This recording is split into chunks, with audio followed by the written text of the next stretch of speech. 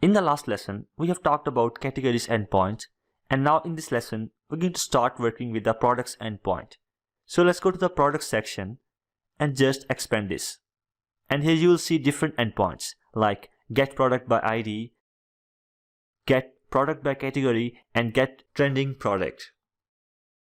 Alright, so we will start with the get product by ID. Just open this inside the Postman.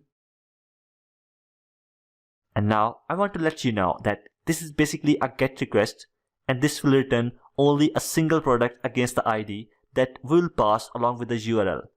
Alright, just switch to the Azure SQL database and open the products table. And there we have the following product against this ID. So we will pass this product ID along with the API URL to get a product detail. So if we issue a request, then we will get an unauthorized status code, which means we are not allowed to access this method. To access this method, let's copy the access token, and right after that, inside the headers of this request, I'm going to paste this access token.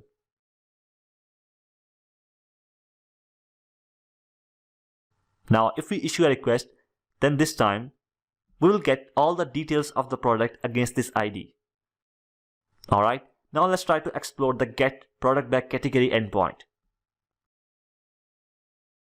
Basically, this endpoint will return the list of products in a particular category. Let's open the categories table. And inside this, you can see that we have the following categories. So we need to pass these category IDs in the API URL. For example, if we pass this category ID in the URL, then this will return all those products which are in the chairs category. So let's pass this category ID here.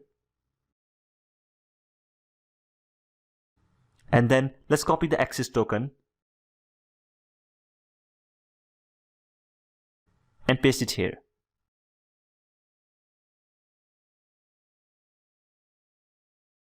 Now if we issue a request, then we'll get all the products which are in the chairs category. Alright.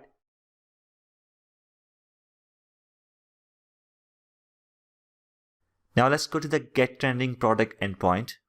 Just open this endpoint, and this is a get request, and this request will return only those products which are most popular. When we will create our Xamarin Forms application, then on the home page, we will add the categories, and when someone will select the category, then he will get all the products which are in the particular category. Similarly, if the user will further tap some product, then he will get the details of the particular product. Also, inside the home page, we will show some popular products, and to display these popular products, we need to work with this get trending product method.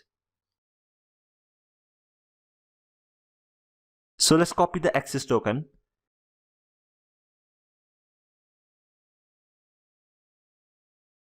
and paste it here. Now if we issue a request, then we will get all the list of trending products. Okay, so we have just explored the products endpoint, and now in the next lesson, we will continue our work with the shopping cart endpoint. So I will see you in the next lesson.